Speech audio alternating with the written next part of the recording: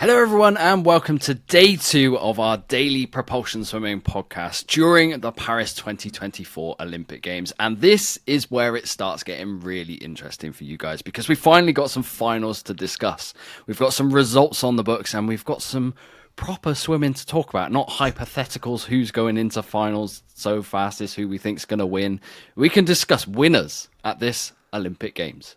We can, and yeah, I think they were quite exciting finals. Maybe not the times we expected, but from a racing standpoint, probably something that we were hoping for. 4 finals in total we'll go through, and then obviously we'll talk about semi-finals and what we just saw this morning as well. Yes, so like we said to you guys, we are going to be coming out with episodes every day during the heats and finals of the Paris 2024 Olympics. We're not going to be doing them straight after the evening session simply because we want to get to day 9. And we've also got other things that we want to put out on the main channel of Propulsion Swimming. But there's plenty of swimming to talk through. So as Dan said, we're going to kick things off talking through the finals from day 1. We're going to discuss those straight away. Then we're going to preview tonight's finals. So we'll start with those, which essentially includes the semi-final swims from last night, but also there was a heat swim for the 4 a.m. that we'll go through. And then we'll talk through the rest of the semi-finals, and we'll throw in some Brit talk in there as well, because we've got a great British audience who join us every week on this podcast for the last 4 and a bit years. Dan, let's kick things off then with the men's 400 meters freestyle. Lucas Martins was heading into this final as the fastest man in the world this year. I think me and you probably doubted him a little bit too much because of past World Championships performances where he has been the fastest man and not quite showed up. This time he led from the start, left nothing to doubt, and a 3:41.78 is a good time.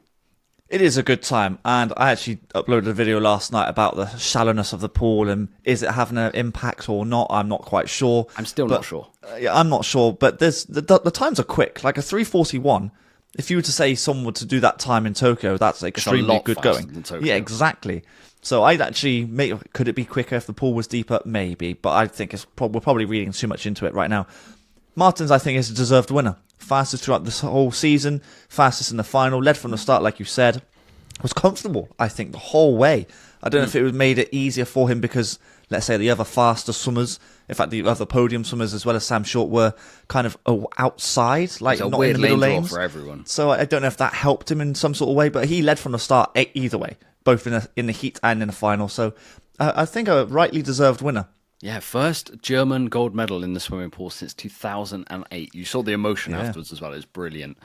He's now right up there for the 2-3 podium for me. I agree. Like that sort of swim, the way like we saw how he swam it this morning. We'll get to it. He doesn't hang around. He doesn't mess about. It's almost like the old Yannick Angel way of swimming a 2-3. Yeah, a bit. Yeah. Fully deserved. I'm glad he's finally got over that. It is a mental hurdle to get your final big stage when you are the favourite and so many's pick going into the Olympic Games. Our picks that we had was Sam Short mainly, who finished in 4th. I think he left himself with a little bit too much to do in an outside lane as well. He was looking away from the field. And Elijah Winnington finished 2nd.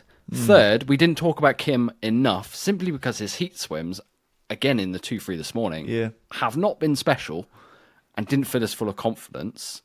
But the way he swam it was much like Mertens, where he left the Aussies of Winnington and Short having to chase him. Yes, Winnington got on top of him for silver, but a 3:42.5 is bang on form, actually, heading into this meet. That's where he should have really been.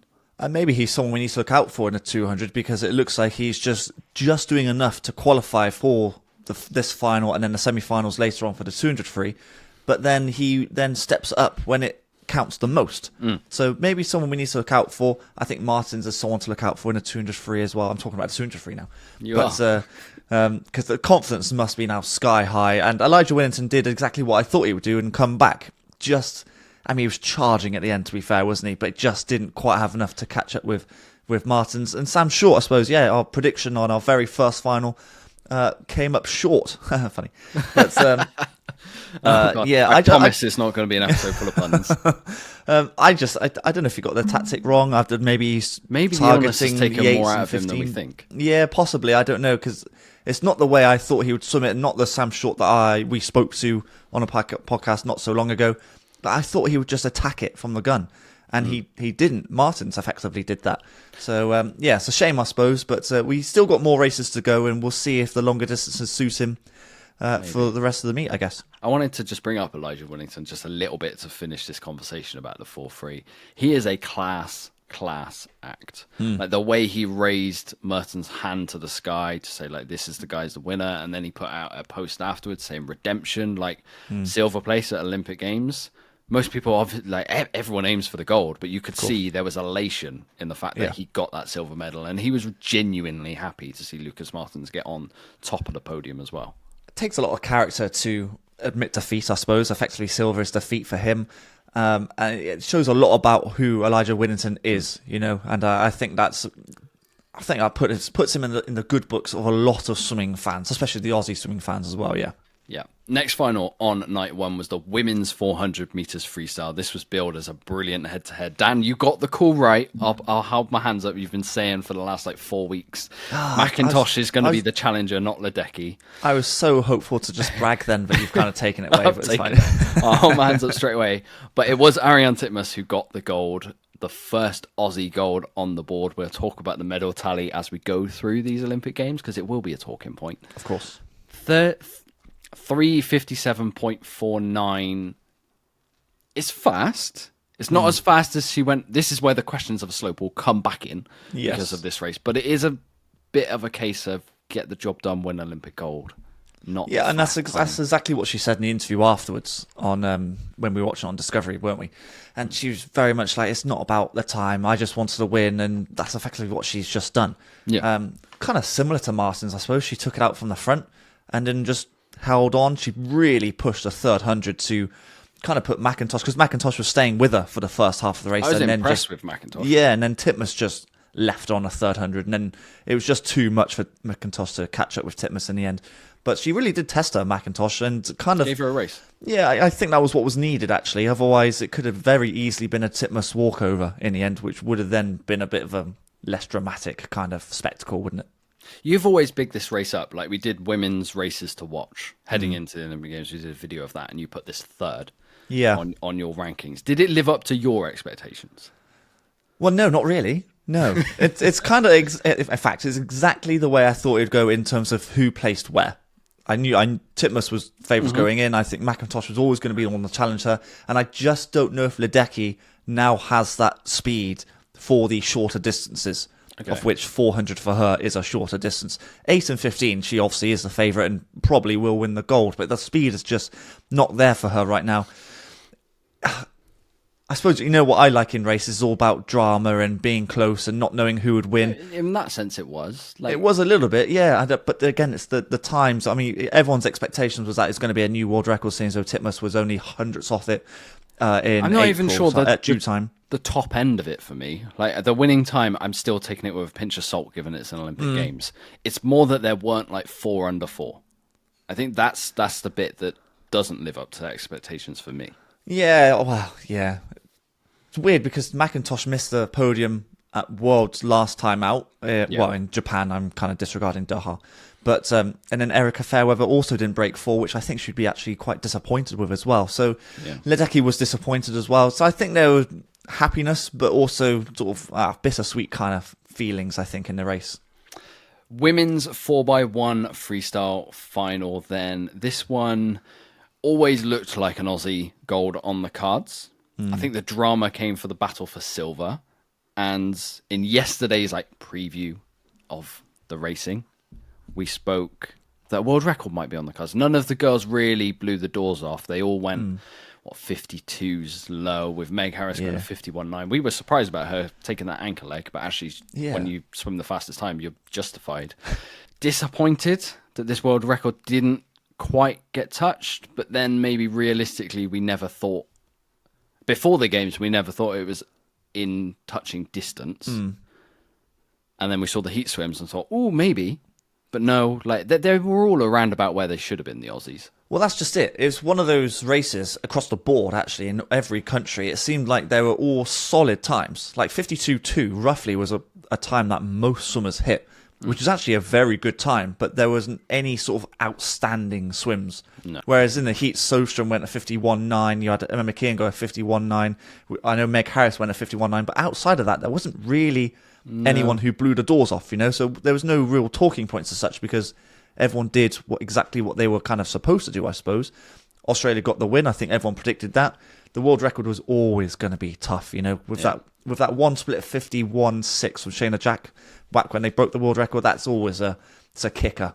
If you haven't got the other like 3 other girls going sub 52 to kind of counteract that. Yeah. America will be happy to get the silver in this one because it got very, very close. They were within 1/10 of China, and the top 3 were streaks ahead of everyone else. I know, on the preview, I said, please, France. No, they won nowhere there. I think these were the expected top 3.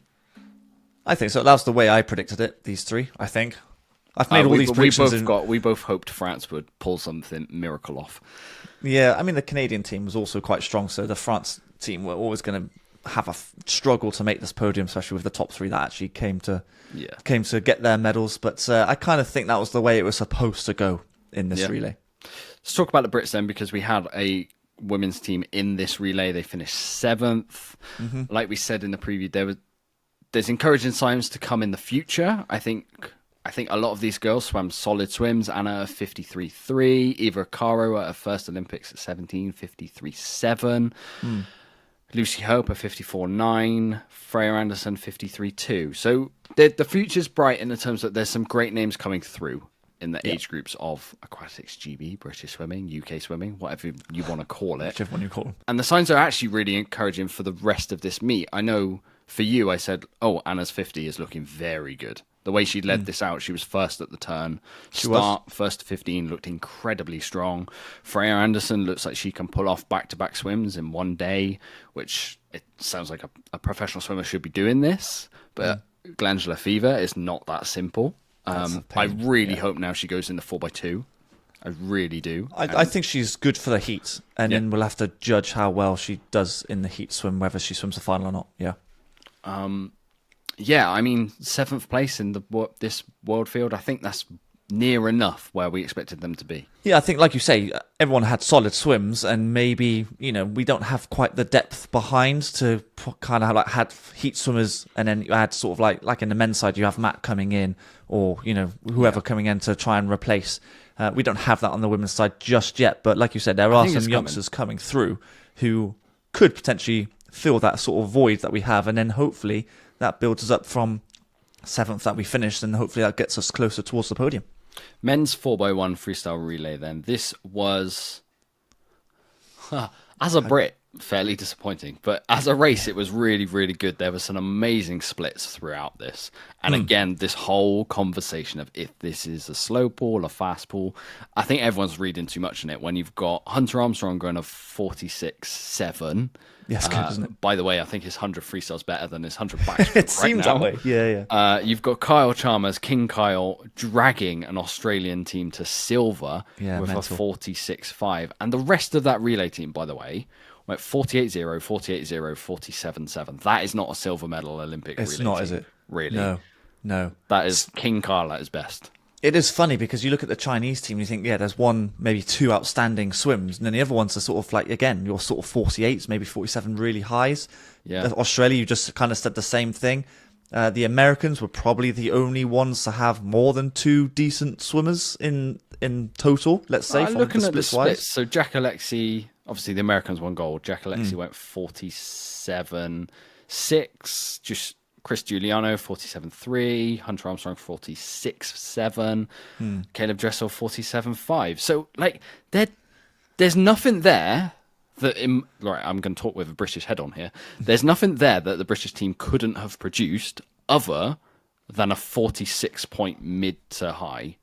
That is the standout for all of these swims. Duncan's done that before, hasn't he? He has. He has. But that's what I think the Brits were missing. That one ridiculous leg. It kind of reminded me of the women's, actually, where there was no real absolute standout swimmers apart from your sort of anomalies. I mean, you had Panzan Lee go 46.9 from a standing start, Olympic record actually. So that's pretty good. And then Chalmers, like you say, Hunters, like you say, but then everyone else. There wasn't like some ridiculously fast team like we thought the Americans were going to be. Yeah, exactly. Like in theory, the Americans should have all gone at least 47 zeros with a couple of 46s with relay takeovers. Not to be. I think so that will be what hurts the Brits the most. Yes. Maybe. I think it does feel like a missed opportunity given you look at the splits elsewhere and you think maybe the most consistent team is the Italian team who got bronze. Yes. That's why they've got bronze, because they were consistent across the board, I guess. But again, they've got a 47 flat in their team. Yeah. So it's consistent. And then, so the Italian splits were 48-0, 47-4, 48-1, 47-0. Like that's nothing that isn't capable or within the British swimming standards. Yeah. But if you take through the splits, it was Matt Richards 47.8, Jacob Whittle 48.5, Tom Dean 47.7, Duncan Scott 47.5. Like they're solid, but it just feels a little bit like a missed chance. No, I completely agree. And I was a little bit sort of upset just because I thought, very, very much a medals on the cards here. Even like I've predicted silver. And I think I still stand by. Like I still think if they did it tomorrow, that we still have a good chance of getting silver. But it didn't quite happen on the day for whatever reason. That's just the way it goes. That's sports, I guess. But we come away with a fifth, which I think would be disappointing for everyone, actually, GB wise, with our Brit heads on. Yeah, I think we were hoping for a first medal, settle the doors, easy first night. Instead, we head to night 2 where we've got some brilliant chances. We haven't actually overly gone through the result here. We've talked with British head on. Yeah, we have, Okay then, night 2 at the Paris Olympic Games. That is our review of the finals of night 1. Let's go through the finals that are to come tonight. So there's 3 medal races on night 2, of which we have 2 big British interests and Leon Marchand is in the water. So there's some really interesting races, and I'm going to start with Leon Marchand in the 4IM. He kicks off the night's racing. It's going to be incredibly loud. It is. In that stadium. Heats. What do we take out of the heats this morning, Dan? Because there was only 16 swimmers going into 8 places. Yeah. But I kind of look at how a lot of the swimmers were swimming who looked comfortable. Leon Marchand, Max Litchfields, Carson Foster, Dea Sato. I think those are your boys challenging for the podium. Lewis Klebert looked a little ropey. Like I didn't expect him to be taking it that easy, but maybe he is holding it back. Well, that's the thing that you're playing around with. Like you say, it started with 16 swimmers. You lose half of them to make the final. And I said to you beforehand, I think a 4:12 is probably good enough. And I thought that's what Max will go. 4:11, 4:12, and you're in. He did quite well. Did Max there? 4:09 is pretty good going. So you question Lewis Klebert's form, but actually that's kind of what I was expecting. True. He's got a lane, and as you look at the results from 3rd down to 8th, as it always is with this 400 IM, it's split by half a second, something like that, 0.5, 0.6. So it doesn't matter which lane you're in. Max was in lane 8, wasn't he, for Tokyo? Yeah, he was. Came 4th, could have easily come 3rd. So it doesn't matter where you are, it seems, in this race, as long as you're in the final, which is all that matters, apart from we miss one main swimmer, and it happens to be the Olympic champion. Yeah, so, Chase Kalish misses. Bit of a shock, but he didn't look great. No, he didn't. He looked off it. He looked a bit heavy in the water. He did, yeah. Because usually he starts chasing through the field in the breaststroke leg, and he wasn't moving through whatsoever. And I think by the time the freestyle came, me and you were both like, oh, it's the first semi-final. Yeah. This isn't a great place to be. And then the second semi-final was a lot faster. Yeah. Fireworks tonight then. What can Leon Marchand do? Because 4:08, he switched off after the fly leg for me. Honestly. The rest of it was on complete cruise control. He looks a different man to the man we saw in Japan. He looks bigger. He's bulkier, isn't he? Yeah. He looks stronger in the water. The home crowd in there is loud. It's loud, isn't it? Yeah. Everyone's saying the world record's coming. So many people are commenting to a sub 4 is coming. No, I don't know about sub 4. I'm still not doubting that a world record could be hit. I think that's on. Yeah, I think the world record is on because that 4:08 looks the easiest. Like the freestyle was the most easy freestyle I think I've ever seen in my life. And he's just cruised to a 4:08. So yeah, obviously he's going in as massive favourite, and I think the world record is on the cards. Not a massive world record. I'm still sticking to my guns of like a couple of tenths here and there. But he's the favourite. The second favourite, are you sticking with Carson Foster? I don't know. I think the battle between Carson Foster, Dea Sato, and Max Litchfield is closer than you think. I think the joker of the pack will be Carson Foster's breaststroke, which is good. But he's got a good freestyle, but so does Max Litchfield. Yeah. Dea Sato will be leading the three of them by the fly leg, I would expect. He looked like he really took that out with Michon this morning. Mm-hmm. I know you say it's close from third to eighth. I think for me, those are the three battling the two spaces, unless someone out of the rest of the field really held back this morning. Yeah, well, that's where I throw Lewis Clareburt in. I think you have to add his name in as well. Dea Sato, I think, is stronger at the front end of his races. So his fly and his back, he's got a decent breaststroke as well, but his freestyle is the weakest. And then when you're looking at Carson Foster and Max Litchfield, who are very strong freestylers, that's their chance to try and catch him up. So I think it's going to be a very interesting final 100. And then, of course, Clareburt as well is a stronger front-end racer as well. So it's almost like Sato and Clareburt are going to be taken out, and then it's a chase behind them. Or you could have Carson Foster just leave them, and he could go like a 4-5, for example. Yeah, he's the one capable of swimming away. So that could very easily happen as well. So it's going to be interesting. I'm quite happy with how Max swam. Not a million miles away from his British record, 0.4 off, I think he was. Did he work hard for it, though? It's weird, though, because Max is one of those swimmers who doesn't like to slow down. No, true. I think there's more to give. And if you're suddenly going 4.8, which would be a big PB for him, then a bronze is on the cards, isn't it? Don't you think? I think so. Clareburt's capable of a 4.8 as well, so is Dea Sato. Of course he is. So, yeah. I really, fingers crossed. I don't want to jinx it too much and talk too much about it. How did you bring it up? Good. Don't bring it up. Close your ears. Okay, next final on night 2 is the women's 100 meters butterfly. And in the semi-finals of this one, Gretchen Walsh, straight away I tweeted, slow Paul, now? Are you sure? She went a 55.38. She is firm favourite for this. For me, it's an absolute shock if she doesn't win the gold. And to be fair, it might be a shock if Tori Husk doesn't win the silver as well. I know there's Zhang Yifei to throw into that one, who has looked good in the semi-finals, the heat swimming through. But the two Americans, on paper, and by the looks of it in the Paris pool, are streaks ahead. Yeah, I think that was always the case, if I'm honest. I still think, or still have this feeling that Husk is still got something left to give. But Gretchen Walsh is just... Gretchen Walsh is underwaters, man. I know.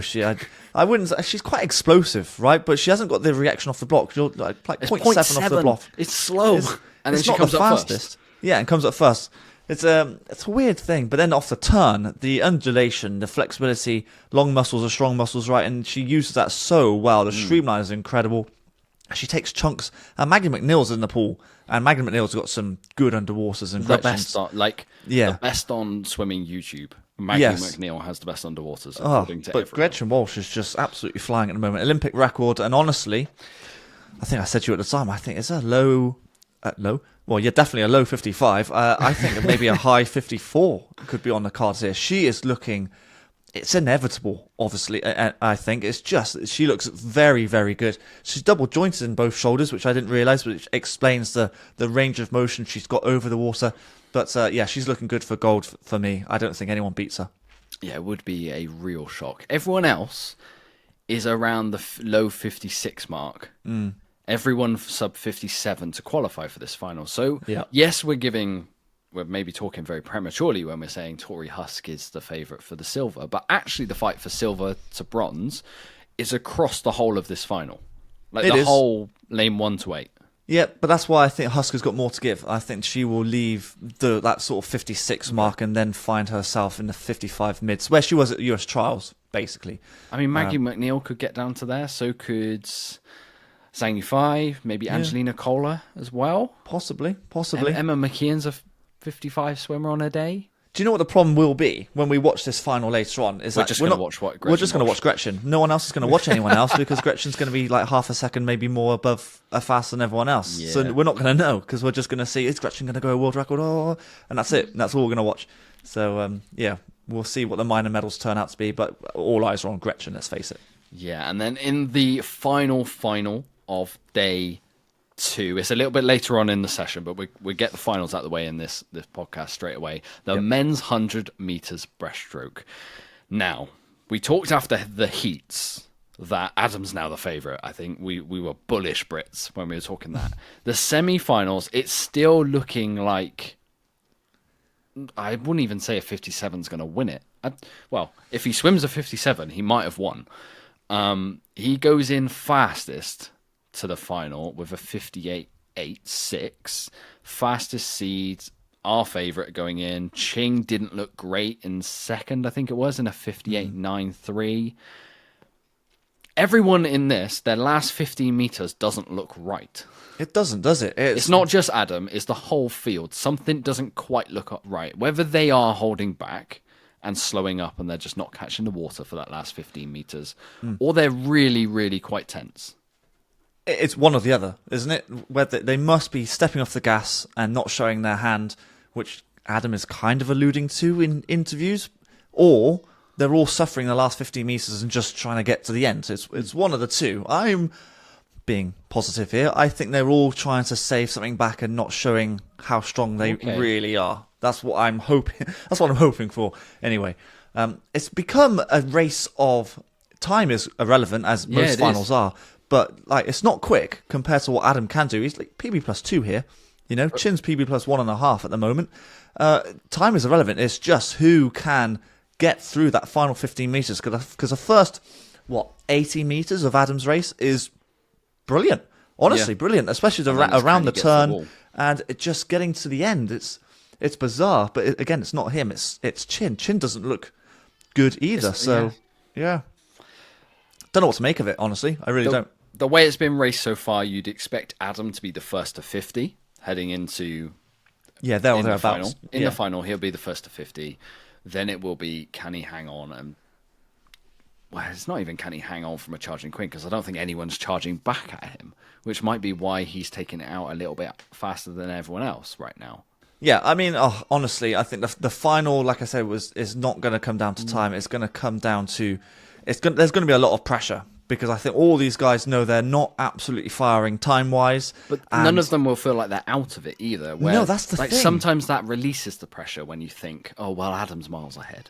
Yeah. So I mean, easily someone like Martin Ingy or Nick Fink, they must have the mentality like, hang on, these guys are, let's say, struggling to hit a sub 59. I'm very capable of going a low 58. But then it could add more pressure to them. And then Adam's he's the one who's used to being in this situation. He's defended a title before in the most pressure tense, delayed year of Tokyo. So if anyone's going to get a mental edge, I'm backing Adam. Yeah, I think so. Yeah. When you first said that a 57 is probably going to be good enough, I agree.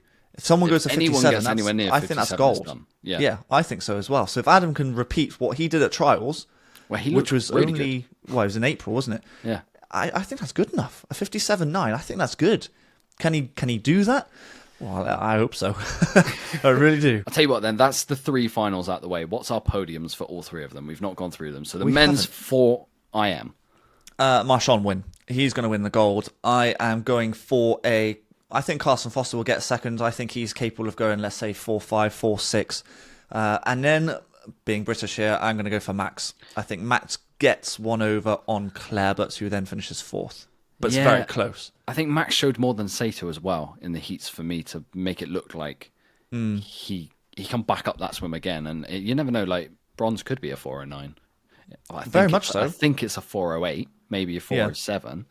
But the way Max is swimming, he looked good next to Leon, to be honest. I mean, based on history, again, I stand to be corrected here, but I'm pretty sure like 4.9s is good enough for bronze usually. That would have won Tokyo. Yeah, well, exactly, yeah. So, again, pressure environment, I think you've got to ignore Marchand. Just soak up the atmosphere that he's exactly, yeah. And I think Carson Foster does have more left in the tank, and it's just an out-and-out race between Max, Lewis Clarebut, maybe Rossetti. Sato. We haven't mentioned Rossetti. Of course, we haven't spoken about him. But being a homer, I think Max is going to get the bronze here. Yeah, actually, Rossetti did look good next to Carson Foster, so maybe that's one to throw into the mix as well that we've not spoken about. I mean, there's a lot of names. Like I said, from 3 down to like 7, 8, anyone can get that third. Women's 100 fly, what's your podium? Gretchen will win the gold. Tori Husk wins the silver. And then the bronze. I will go for Zhang Yufei. I think she'll get the bronze. Okay. That's not easy to say because I think Maggie Mitchell was quite good. I'm going to go Zhang Yifei. I said it first. Zhang Yifei bronze. Oh, I was going between Maggie McNeil, Zhang Yifei, and Kohler. The Germans have looked good so far, so I'll go Kohler. Oh, that's a real dark horse there. A little bit. All right. A little bit. And then Emma McKeon's going to be kind of half disregarded here as well. Okay. Kohler won a world title in Doha, didn't she? Men's 100 breaststroke, I presume we're both picking Adam for gold. Yeah. I think Adam gets it. Chin for silver? Oh, well. Presume? Yeah. Let's go. Nothing's filled me with confidence from anyone, really, other than the fact that me and you know Adam. Yeah. Let's go for Adam and Chin 1-2. And then bronze. Wow, geez. I mean, pick him out of a hat at the moment. I've stood by Nick Fink all year long, if I'm honest. And he's not quite performed the way I thought he would have. But I'll do it one more time. I'll stick with it. Fink for bronze. Although Kuminga, I take that back. Kuminga's going to win the bronze. I forgot about Kuminga. Really? I'm going to go really rogue, just to cover. I'll go Casper Corbeau. I know he's not going in as one of the top seeds, but in the heats, he took it out the fastest, and I think that's what is going to be needed in this final, taking it out fast. And he was fastest into the semis with a 59.0, I think it was as well. Yeah. So I think interesting. I think he might sneak down to the 58 mark. Fair enough. Very much so. Okay, so that is the finals talk for day 2 and day 1 review of this part of the podcast. Now it's time to talk through the semi-finals that are going to be happening tonight, which essentially is reviewing the heats, what we expect to come. We'll rattle through this fairly quickly because obviously there's finals to come tomorrow, and we'll talk more about those events then. So we kicked off with the men's 200 meters freestyle. David Popovic goes in fastest to these semi-finals in a 1:45 mid. He looked like he was slightly working the first 100, but then really backed off. This whole field, I guess, are all around. They're really all around the same mark, and to make the semi-finals was a 1:47.3, which is fairly comfortable. I think it looked it looked when you were watching it, it was like, oh my god, a bit scary, just because of maybe what the Brits did last night. But then you see Popovic fast to seed 1:45. I think that's about right. Yeah, it's not blowing the doors off. It's not no. Like that. You'll see some very different swims in the semis later on, I think. I think you'll see maybe 1:44 and then a couple of sort of mid to low 45s. I think that's what you'll see later on. Yeah, you don't reckon Popovic lays a marker and goes to 43 already? No, I don't think so. I don't think he needs to. I think he's learnt the lesson of swimming through the rounds recently. Yeah, I think he's got it right. He might have the mindset, maybe similar to Adam, where you lose a second each round. So let's say he's gone to 45 now, he then goes 44 in the semis, and then 43, maybe even 42 in the final. Who knows? But I think that's probably the mindset he'll have. From a business point of view, we've qualified Matt 6th, Duncan 11th. Comfortable, honestly. Quite happy with how Matt's looking around the walls at the starts. The underwaters are looking the skills good. The are breakouts really are good. It's difficult to show or see how he's doing swim speed wise. Obviously, heats, he's obviously going to take it a little bit easier. Same with Duncan. The closing speed is still there. But comfortable low 146 is good. I suppose probably the biggest talking point is that we have an American who's not qualified for the semis. That is a big shock. That's a shock for me. Yeah, Chris Giuliano finishes in 19th, a 1:47.6. Yeah. Which, I mean, Americans should be missing. They should have really, like the caliber of American swimming, you should have 2 1:44 freestylers, really, in the world of you would have thought so 200 meters freestyle. And just when we look ahead to the British 4x2, I think that's a fairly good sign. Well, it depends. I mean, he did just win gold last night in the 4x1, so I don't think you give him a free pass, but there's obviously a lot of media commitments that happen after you win a gold medal. You're at the pool a lot longer. You don't get to cool down like you want to cool down. Yeah, there's that to take it into account. But Matt and Duncan both raced that final. They both turned up in the morning and got Lucas through the rounds. Martins did something incredible. There you go. Yeah. So there's another one. Maybe American media is different to German, who I don't know, obviously. But you got to be professional, and an American missing a semi-final I think that is a bit of a surprise. Is not good, I don't think. Pan Zhan Li was the other one who raced last night, who really it looked like he swam a warm down.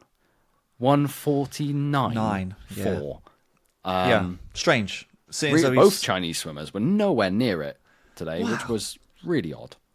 Very strange, actually. Seeing so, didn't he do like a 143 in a relay split not so long ago? I think so. I Something can't quite like that. remember. And then suddenly to go 6 seconds slower is odd, especially when you've just gone a 46 and 100. So he's on good form, and yet he didn't follow through with this 200. Bizarre. Why would you enter it if you're going to do that? Very strange. But he's another big name, let's say, who's out of the running for this gold, I guess. Yeah, I think in summary, everyone, big seeds, comfortably through. Yeah. Best looking swimmers, David Popovich. Lucas Martins looked comfortable in his heat, even though he qualifies lower down. He finished second in his heat to Rapsis.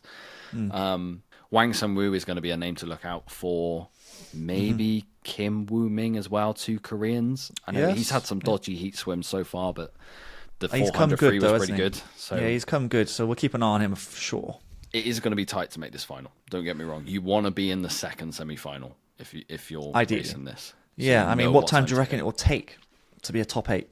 Sub 146. Oh, definitely. Yeah, you got to go 145. Sub 146 quite comfortably. I think if you go a 145.5, that's kind of playing with fire. I think you've got to go. Okay. Yeah, I think you've got to go 145 low to be in here. Yeah. Women's 100 meters breaststroke, then fastest seed heading into this one is Tatiana Smith, former Schoonemaker. 105 flat. And she looked good. The way she came through at the end, she looked really good. And I know Tang is the fastest in the world this year. And personally, me and Dan haven't seen her race. So we can't really talk too much about how she progresses through the rounds. Tatiana Smith is exactly where I think me and you expected her to be, kind of heading in to the knockout rounds. One of the fastest seeds. Is she now the favourite? I think it's close. It's I mean, you say we expected her to go and be the top swimmer. Absolutely, I didn't expect her to go a 65 flat, a 65 flat. That's moving for a heat swim. That's good enough to make a final, obviously. The technique is quite incredible. I look at it every time. It's aggressive. It doesn't look right, but actually, when you think about it, it's actually a more streamlined way of doing it, weirdly. So that's why it works for her anyway. I actually think she now goes in as favourite because of that swim. Yeah. And again, we haven't seen Tang swim. This is the first time we've seen her swim. Tang's stroke is nice. It is. It's a very narrow sort of whip kick and extremely streamlined. The gliding is great. But it looked like she pushed it a little bit. Like I don't know if she's got anything left. I don't know how you sort of read it. I don't know. She was in quite a slower semi-final where she was leading from the front, whereas Tatiana Smith really had a race on her hands, didn't she? I suppose so. Yeah. Because she was with Ruta, and Ruta really took that one out hard and really paid for it. Really, yeah. I know Ruta made it through to the semi-finals, but I mean, I don't know how much more she's got than her 106. Well, that's just it, yeah. I mean, unless she adjusts her first 50 pace to hopefully have a little bit more on the way back, but it'll be roughly the same sort of time, I imagine, unless she does something quite drastic to change that. Should we talk about Angharad? Well, let's talk about Angharad and Mona McSherry. Let's talk Brits and Irish. Yeah. Angharad's not a great start. Like when we spoke to her on the podcast at January sort of time, I think it was, start of this year, she said the one thing that she's working on the cameras at Stirling is the dive. It looks like that's where the simple improvement is for her time. She went at 106.3. She came back strong, which is really good to see. No fading. Yeah. She makes it through in 12th. She's in the second semi-final. So she's in, it's a loaded second semi-final with Ruta, Tess Shooten, Lilise King, Tatiana Smith, Mona McSherry, Jefimova. She's in the faster the faster of the semi-finals, which is a great thing. But she's got to get that start right so that she doesn't then start panicking with all the names ahead of her. Yeah, I still think the 105 mid is there in her. Yeah, I do think this might have been affected by the dive. I think she's got to take it out a little bit harder than what she did in the heats just then. And again, got a bit left in the tank? I think so. The closing speed is fine. That doesn't seem to be an issue. I just think she needs to get out there because if you get stuck behind those swimmers that you've just mentioned, yeah, you start playing with your mind, you start sort of tensing up, and you try too hard, which is not really what you want. So if you put yourself out there at the start, get in the right position, then you can kind of, increase the stroke rate as you go, and she's obviously very good at that. maybe the dive was down to nerves. I know she suffers with nerves a little bit, but once that first race is now done, maybe she can now relax into it a little bit more. And like you say, she's in the right semi-final too. Yeah, if she positions right, that's a good place to be. Yeah, let's say she finishes third in that semi. I mean, she's then in the final, I would have thought. God, you've beaten some names if you're third in that. Yeah, well, that's just it. Yeah. Well, we've half predicted that she finishes in bronze, so, Yeah, I mean, some of the swimmers looked really good. Mona McSherry from Ireland, I'm not sure if it was an Irish record because I think she might have swam faster this year. But at 105.74, yeah, like Ireland swimming talks about you whiffing. I think that is the big name. Mm-hmm. Ellen Walsh, but Mona McSherry's up there with them. Absolutely. I mean, she should make the final here. If she goes that time again, she's in the final. A 65.7 is very good going, and she looks very happy with the time that she swam, which is why I've put it as a question mark. I haven't actually done the research, and you can check for me now whether it's an Irish record or not. But it's her fastest time this year, so okay, there yes, I presume it's an Irish record. So definitely a season's best. Let's leave it at that. So she's on form. Yeah. And if she can carry that on through the rounds and maybe progress it in terms of getting the time lower, then she might have a shot of being on the podium herself, which would be a great achievement for Swim Ireland. Yeah, imagine if she beats Whiffen to the first Irish medal. Yeah. Men's 100 metres backstroke then. This was one of the morning heats that certainly was not messing around. I know. It was a sub 54 to make the heats, and some of the top seeds for this are way down in the ranking order. Thomas Chekon came fourth in his first heat, in the first of the seeded heats. Yeah. Hunter Armstrong came fifth in his, and he really, really took the foot off the gas. Like, I've never seen at Olympic Games before when you're not winning. Yeah. Like, he wasn't that was comfortably. He obviously knew the time, and someone had told him the time you need to go, so he just stepped off the gas. But it's a weird sight. It's a playing with fire, man. Like, you see, like, some swimmers miss semi-finals and finals because they don't decide to take it out strong, and which is kind of why I'm quite glad that the British guys did push it. I know Johnny scraped into the semi-final, but Ollie, it's a low to mid 53 is kind of your middle ballpark sort of area. Hugo Gonzalez, if we're going to go through names here, I don't know what happened with his starts, and he finishes somewhere down the pack as well, but he's obviously got more to come. So it was. I think all the top swimmers made it. There were no real shocks to no be shocks out. Was missing. No. But some of the times from the bigger guys, your Hunter, your Chekon, like we went in and said Chekon might win this. I have big question marks now. Obviously, semi-finals is. I mean, I'm still relatively confident because it looked extremely easy. The stroke count looked like he was in a warm-up, if I'm honest. Yeah, okay. Hubert Koss leads into the semi-finals and did look good. He's the reigning two-back world champion, which might bode well for the two-back later on, because that one is as close as this. Yeah, pretty much, yeah. What do you think it takes to make this final? Because I think it's definitely sub 53.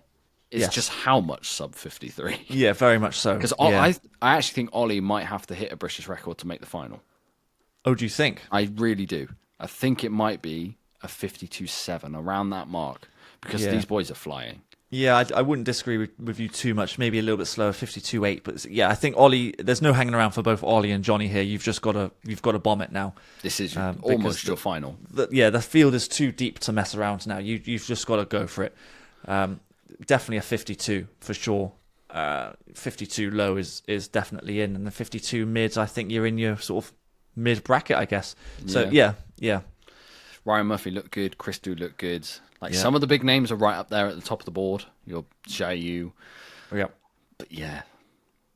Any thoughts changing on your prediction? So you said you were umming and ahhing about whether Chekon should now be your gold medal favourite? I was leaning towards Christou, wasn't I, at the start? And that's right, you were. I was. So I'll revisit this after the semi-finals, I think. Okay, interesting. If you're confident Chekon goes through, I'm not the 100%. I think if you're going in 12th, you're messing around a little bit. Yeah. I mean, again, he's done enough to qualify. He's got himself a lane, and he's just got to go, like you say, a 52, let's say 5 or 6 or 7, something along that, and he's capable of doing that for sure.